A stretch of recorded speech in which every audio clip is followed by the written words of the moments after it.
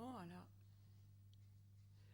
on a un beau portrait de Zola, donc le personnage d'auteur qui va se tuer dans ce livre. Évidemment, on repère le lien avec ce dont on a déjà parlé, cette sorte de sentiment d'être sous l'emprise Bon, dans le livre précédent, on savait que c'était la mort du père. Là, c'est quelque chose qui est simplement désigné comme une présence invisible, mais qui, enfin, la rapte, l'envoûte, la rapte au narrateur, à celui qui l'aime.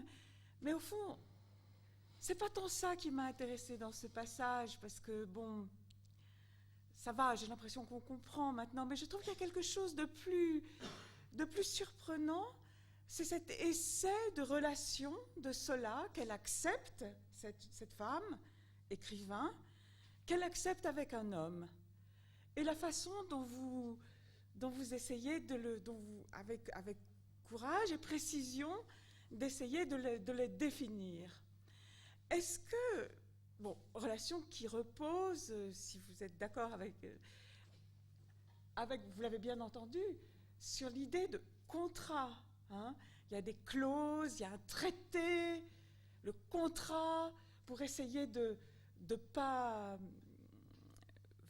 tomber dans la dépendance, en fait. Hein. C'est ça, peut-être dans l'aspiration totale par l'autre, je ne sais pas. Enfin, il y a un contrat, ils ne doivent pas beaucoup parler, il doit la laisser tranquille. Lui, il estime qu'il est un peu perdant dans ce contrat, mais enfin, elle l'accepte. Et je voudrais savoir si, quand vous avez écrit ça,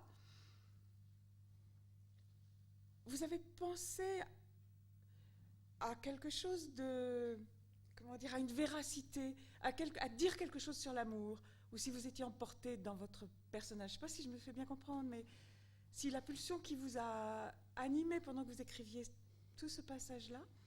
Mais je crois que c'est moins peut-être, malgré les apparences, c'est moins le livre d'un trio amoureux que le livre sur du regret et de la perte, de l'absence. Un livre qui dit l'absence de l'être aimé et la perte et le deuil qui s'ensuit. Vous voulez dire, pour les deux frères, l'absence de Zola ? Oui.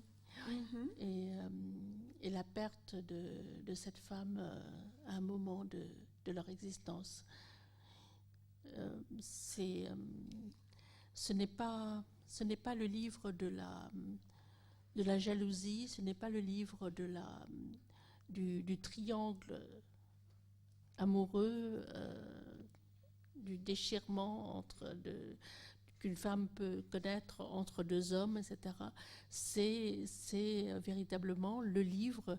On peut imaginer que c'est le livre, en fait, que le narrateur envisage d'écrire à un moment, qu'il a brûlé, et c'est peut-être ce livre-là qu'on lit. Et c'est un livre d'hommage à la femme aimée qui a choisi de tirer sa révérence.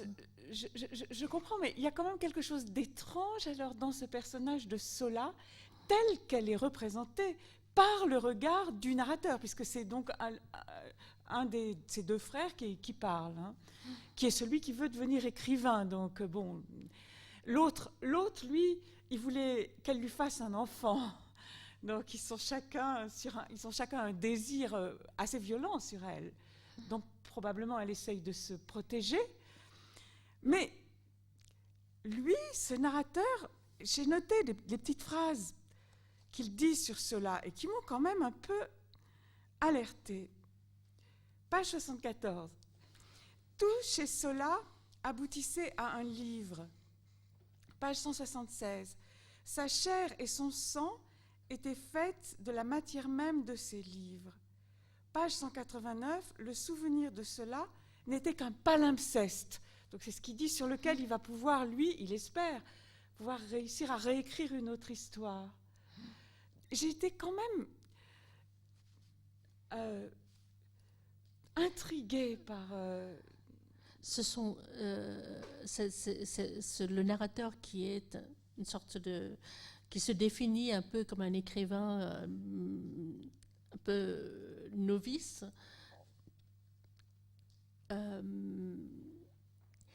Tente d'écrire le livre, après la mort de Zola, tente d'écrire le livre qui dirait justement que eux deux étaient unis avant tout par la littérature. Et leur amour était aussi l'amour des livres qui les portait, et l'amour des livres, on revient à ce qu'on disait tout à l'heure, l'amour des livres qui peut-être aurait pu qui l'a sauvé lui et qui aurait peut-être pu la sauver elle. Oui, parce qu'à un moment, quand vous avez lu, on a réentendu cette phrase « Mon erreur a été de croire que la littérature pouvait nous sauver ». En fait, mais qu'est-ce que... J'aimerais bien vous poser cette question. Qu'est-ce que ça dit sur l'amour, ce livre? Je laisserai au lecteur le soin de trouver la clé, peut-être. Oui. Il y a aussi quelque chose de très surprenant. Il n'y a pas une seule scène érotique, ou pas une seule scène physique. Pourquoi? Non. Et d'ailleurs, je ne dis pas qu'il faut qu'il y en ait. Hein, juste dans le dernier livre non plus, dans L'âme de fond, qui raconte une histoire d'amour assez incandescente, il n'y a absolument pas de... je crois que l'érotisme dans les deux livres est ailleurs, justement dans le rapport extrêmement...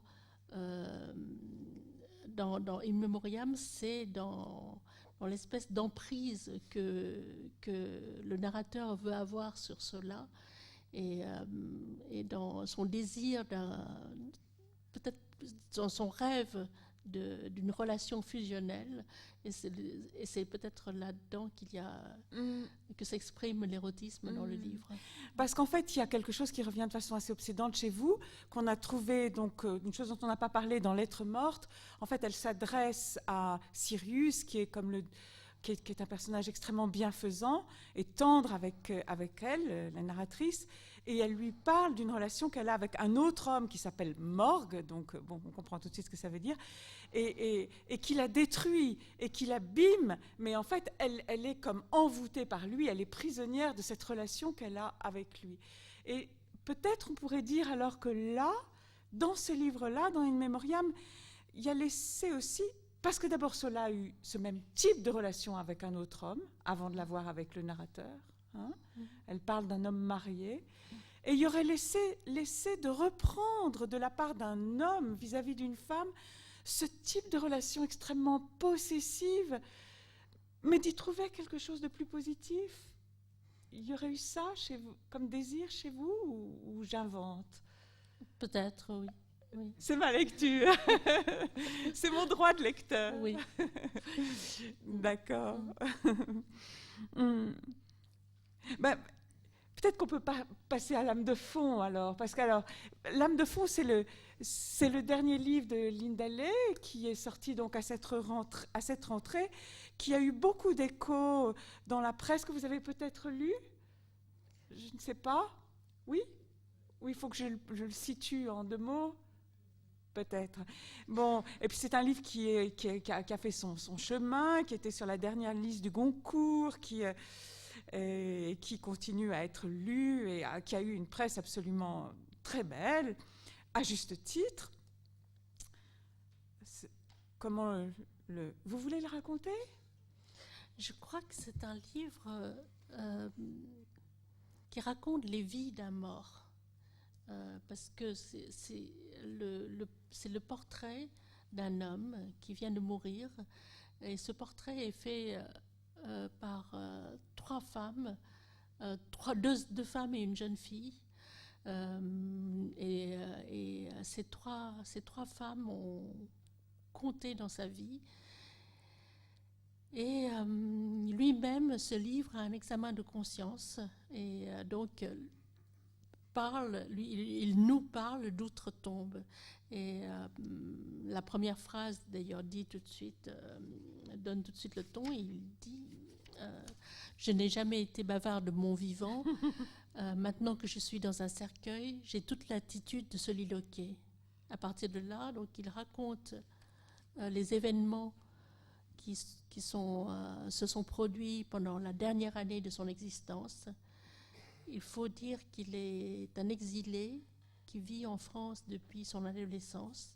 Et il est d'origine vietnamienne. Il est d'origine vietnamienne. Il a quitté le Vietnam à l'âge de 15 ans, après la fin de la guerre du Vietnam et la prise du pouvoir par les communistes au Vietnam. Donc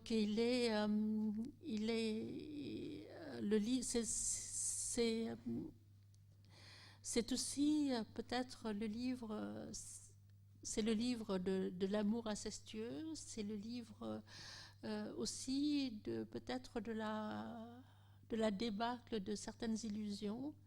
Il y a des personnages qui s'accrochent à leurs illusions et qui se rappellent ce qu'a été mai 68, les années 70. Il y a le personnage principal, donc l'homme mort, qui a vu ceux qu'ont donné les révolutions, mais qui croit encore, qui continue à croire au lendemain peut-être chantant. Donc c'est un livre où on parle de la mort. Je crois peut-être, et en cela ça a changé dans ma manière d'écrire et de voir le monde peut-être. C'est un livre donc où on parle de la mort de manière pas du tout tragique, mais parfois presque avec de l'humour. Oui. Donc je me souviens du plaisir et de la joie, une espèce d'allégresse que j'avais en écrivant ce livre. Mais parce que en fait c'est incroyable, mais je me suis dit que ça venait peut-être de là, parce qu'effectivement ce livre est plus romanesque que les autres livres, parce qu'il y a une trame. En fait, si cet homme est mort, il est mort parce que, sans doute, c'est comme un point d'interrogation, parce que c'est un peu aussi comme un cadre d'un roman policier, sa femme l'a tué. Sa femme l'a tué à la suite d'une révélation qui a été faite par une lettre qu'a reçue son mari d'une demi-sœur. Demi-sœur, même père du Vietnam, et cette lettre a révolutionné ce personnage qui est mort, et du coup son couple, et du coup sa fille. Parce qu'en fait les 4 personnages sont ce personnage mort, sa femme, sa fille et sa demi-sœur. Donc il y a une espèce de quatuor comme ça. Mais cette impression que la mort tout d'un coup n'a plus ce poids de mort, il me semble qu'elle vient du fait que c'est un mort qui parle. C'est-à-dire, on n'est plus dans le problème d'avoir à mourir. On est mort. Donc, à partir de là, il y a une légèreté merveilleuse. C'est lui qui insuffle cette légèreté.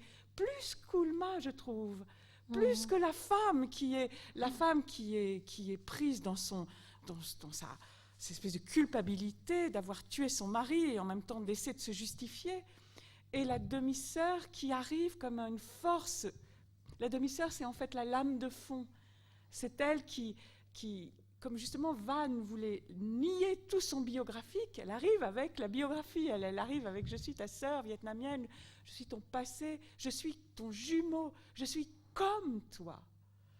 Et alors là, il semblerait que dans cette gémellité, l'amour soit possible entre elles deux.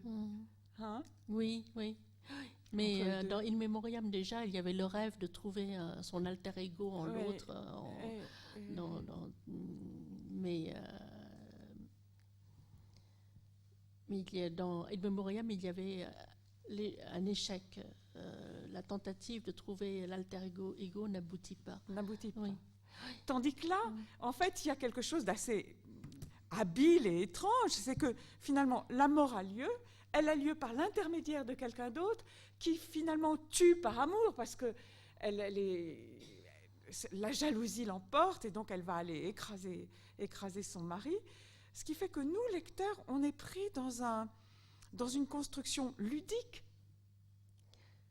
en quelque sorte. Et oui. Ce qui fait que quand on arrive à la fin, eh bien, tous les personnages ont fait un chemin qui est un chemin positif. Les 4 personnages, et ça aussi, c'est peut-être la première fois où il y a autant de personnages finalement, et par exemple, Oulma, la demi-sœur, qui pendant tout le livre, en fait, les 4 personnes parlent chaque fois à la première personne en 4 temps différents. La nuit, l'aube, midi, le crépuscule. Et Oulma, elle s'adresse, elle imagine qu'elle parle à son psychanalyste. Et à la fin, elle dit « Fini, je n'irai plus lui parler. » Et bon, je n'ai plus besoin de lui. Oui, je n'ai plus besoin de lui. Voilà, ce qui est encore mieux. Voilà. Mais peut-être qu'on peut, avant de tout raconter, on peut écouter un passage du livre.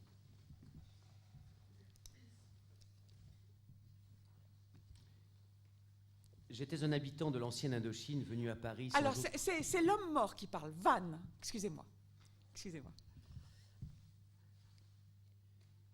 J'étais un habitant de l'ancienne Indochine venu à Paris sans autre bagage que son insatiable curiosité.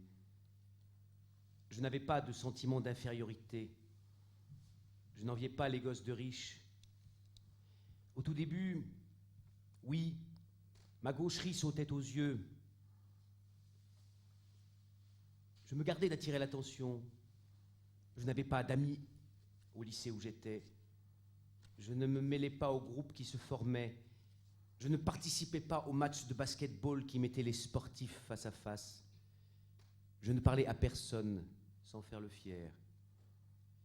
Ma mère était navrée que je sois aussi sauvage, mais comme j'étais à la tête de ma classe et pas du tout sur la touche, elle ne m'engageait pas à être plus sociable. Je me retranchais dans un refus de la familiarité, surtout dès lors que j'étais en terre étrangère. Ce n'était pas parce que j'étais présomptueux, plutôt parce que j'étais ainsi fait que je n'allais pas volontiers vers les autres. Au Vietnam, déjà, je ne me liais pas facilement. J'avais bien des camarades de jeu, mais aucun n'était pour moi comme Patrocle l'avait été pour Achille. L'émulation au collège m'amenait à leur disputer les félicitations des profs, à les regarder plus comme des concurrents que comme de petits gaillards avec qui cousiner. Je ne me la jouais pas, mais j'avais à cœur de me détacher du lot. Je ne me prenais pas pour un phénix, mais j'entrais hardiment en compétition avec les plus doués. Je ne m'isolais pas, mais j'étais assez solitaire. Ma mère ne l'était pas moins. Elle tenait nos voisins à distance. Elle ne recevait pas ses rares connaissances à la maison. Elle déclinait les invitations à dîner. Nous étions bien tous les deux. Nous passions de longues soirées ensemble.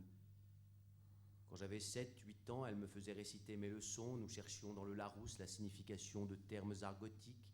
Nous chantions à la Clairefontaine, Meunier Tudor, sur le pont d'Avignon. J'avais une flûte à bec qui produisait des sons dissonants quand j'y soufflais. D'une voix de mezzo-soprano, elle entonnait des airs de Massenet. En chœur, nous fredonnions « J'ai perdu mon Eurydice ». Elle avait l'oreille musicale, tandis que je peinais sur mes exercices de solfège. Elle savait par cœur des passages de certains livrets d'opéra, tandis que je mélangeais les noms des compositeurs. Elle avait le sens du rythme, je détonnais. Je lui dois de n'être pas trop ignare en art lyrique, bien que, à l'adolescence, j'ai plutôt été un amateur de pop-rock et de country, musique bannie au lendemain de la victoire des nationalistes sur l'oncle Sam. Je lui dois aussi de n'être pas trop en arrière quant à ce qui avait trait à l'impressionnisme, bien que plus tard, le surréalisme m'ait davantage intéressé. Elle m'avait communiqué son attrait pour ce qui venait de loin. Grâce à cela, je n'avais pas ranci au fil des ans. J'ai été un vieux crabe, mais j'avais l'esprit ouvert, quoi qu'en dise Lord, après qui j'avais plusieurs trains de retard. Je n'étais pas de mon temps, mais je ne regrettais pas le monde de jadis, quoi qu'en dise Lou, qui me trouvait passéiste. Je ne m'enflammais pas souvent, mais je n'étais pas un rabat-joie, quoi qu'en disent ma femme et ma fille, pour qui je manquais parfois d'humour. J'étais à la poursuite d'un idéal, n'être ni prosaïque, ni chimérique, et je me suis maintenu dans cette espèce de balance jusqu'à ce qu'Oulma fasse de moi un rêveur lunaire. J'étais romanesque, épris d'elle, comme un qui n'aurait pas été chassé du vert paradis des amours enfantines. Depuis la mort de ma mère, je n'avais jamais connu un aussi grand tumulte intérieur qu'en recevant la lettre d'Oulma. Elle n'était pas très longue, mais les révélations qu'elle contenait étaient explosives. Les dernières années, je n'avais plus pensé à mon père ni à ma ville natale. J'étais si bien intégré que je n'avais de l'asiatique que l'apparence et de vietnamien que mon nom. Je n'étais pas un de ces exilés qui languissaient loin de leur patrie. Ma demeure est hors du camp, disait Benjamin Fondane, qui, à des milliers de kilomètres de la Roumanie, avait adopté le français pour élaborer à Paris, au 6 rue Rollin, une œuvre impérissable. Moi non plus, je ne savais pas où était ma demeure. Je n'étais pas comme hanté, invincible dès que je touchais le sol de ma terre d'élection.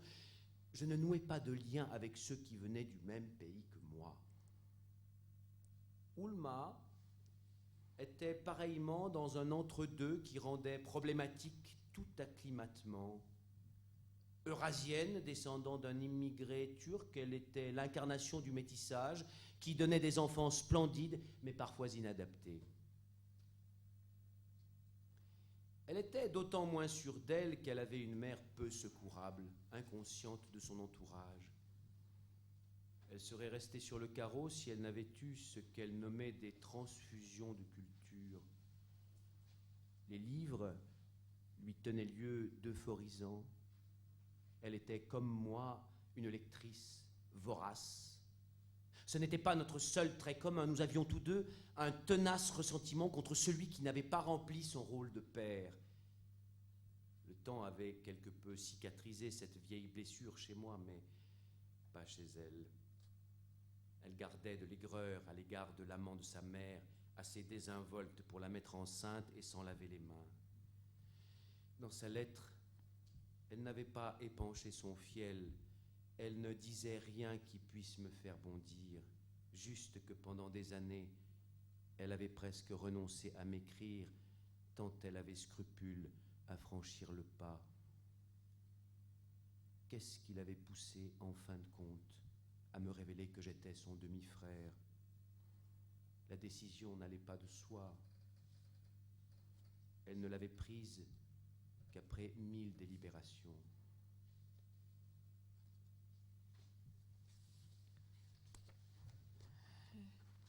Voilà, c'est un moment important où on apprend l'arrivée de la lettre. Van étant quelqu'un qui vit une relation, enfin qui est marié, qui a un mariage qui marche tant bien que mal, mais finalement plutôt bien que mal. Hein? Il a une vie établie en tout cas, oui. Oui, avec Et sa fille.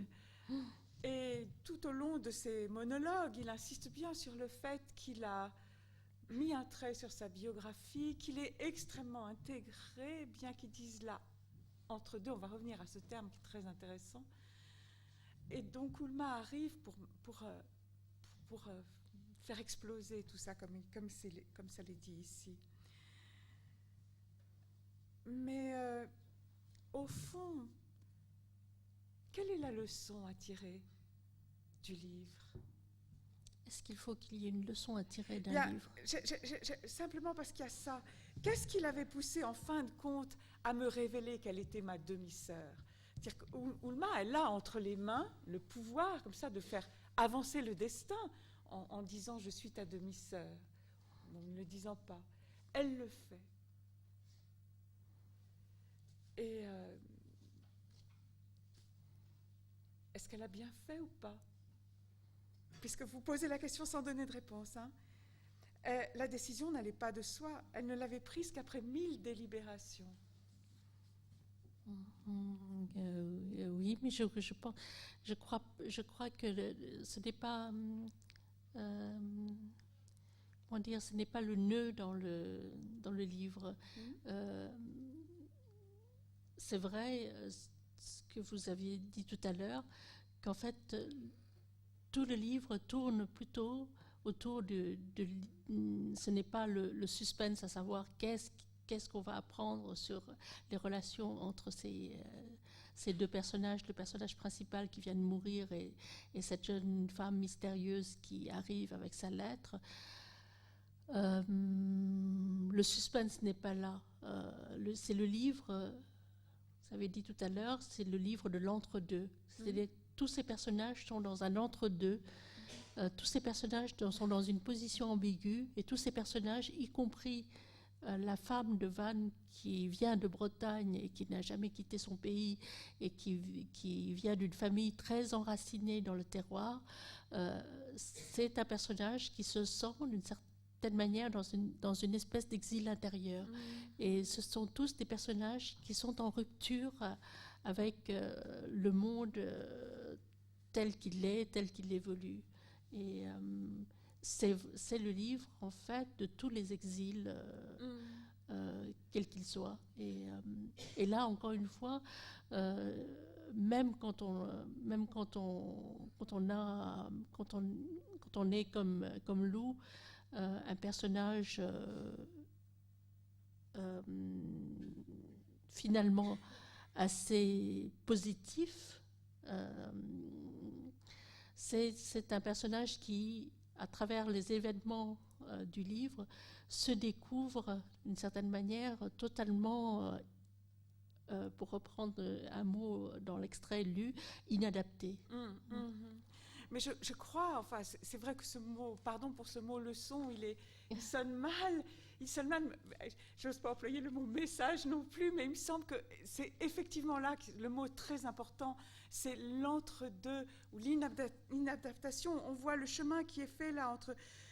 Bon, j'étais à la poursuite d'un idéal, c'est Van qui parle, n'être ni prosaïque ni chimérique, donc entre deux, hein, ni chimérique, et je me suis maintenue dans cette espèce de balance jusqu'à ce qu'Ulma fasse de moi un rêveur lunaire.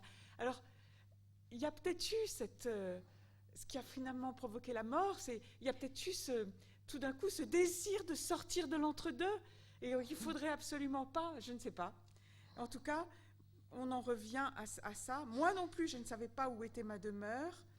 Ulma était pareillement dans un entre-deux qui rendait problématique tout acclimatement. Et je crois qu'au fond, oui, c'est ça, vous avez raison, s'il y a quelque chose à tirer de la façon dont vous avez tissé cette histoire, c'est que on est toujours l'étrange étranger, pour reprendre une expression que vous aimez beaucoup. Oui, que j'aime beaucoup. C'est une expression d'Armand Robin qui disait qu'en fait,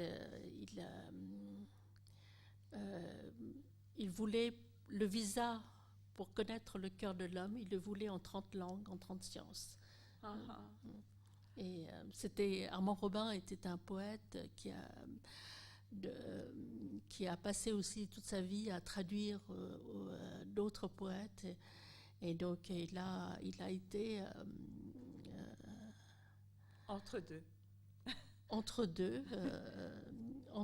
dans un entre-deux assez problématique aussi, puisque son livre, son maître-livre s'appelait « Ma vie sans moi ». Je trouve que c'est magnifique comme expression. Surtout quand on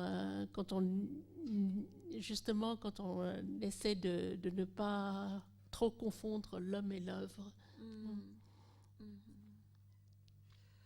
Alors, on pourrait peut-être clore cette discussion que je vous lise juste la dernière phrase de L'âme de fond. Donc, elle est à Van, hein, c'est Van, le mort, qui parle. Alors, qui est-ce qui cite là, qui est entre... tenez, vous pouvez peut-être... C'est Armand Robin. Ah c'est Armand Robin, dont on vient de parler. Vous pouvez peut-être juste lire ça de là jusqu'à la fin. Je n'ai donc plus qu'à me taire à me réciter en guise d'épitaphe ces vers.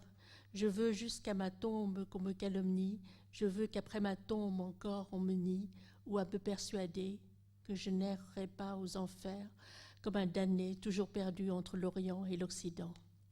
Voilà, errer entre l'Orient et l'Occident, pourvu que ce ne soit pas une damnation. Je crois que c'est vraiment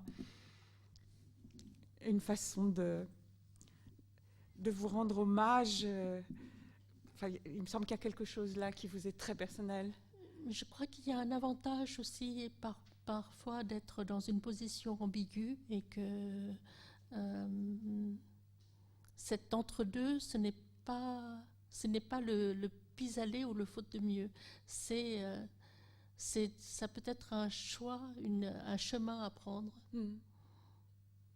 Que vous prenez en parlant de transfusion de culture et finalement, peu importe qu'on parle en français, qu'on écrive en français, en vietnamien, ce qui compte, c'est l'enrichissement par tous les textes d'où qu'ils viennent, en fait, et les mots d'où qu'ils viennent. Voilà, bon, merci beaucoup, Linda. Merci de vous être prêtée avec...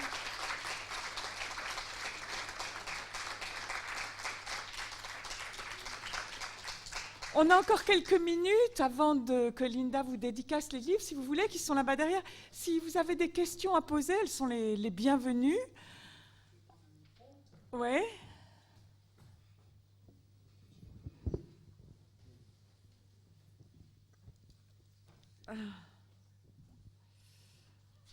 Voilà, c'est pas toujours facile, mais on peut essayer, on peut se lancer.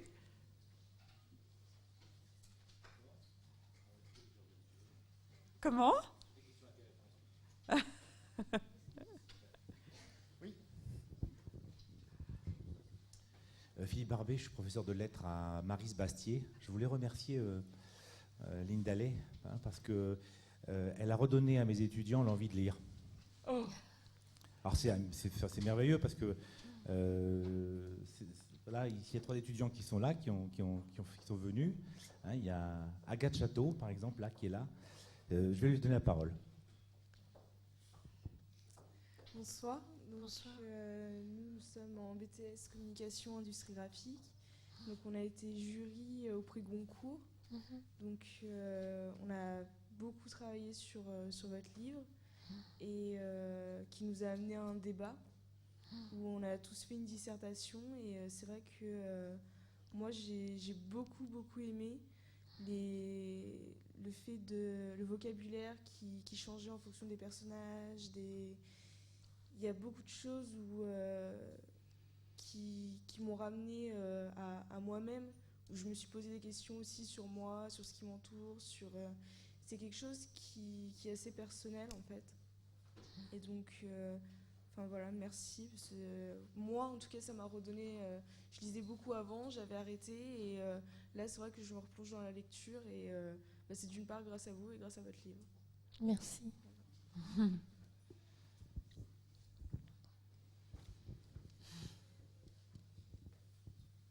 Bien, on va peut-être en rester là et remercier Linda et son interlocutrice.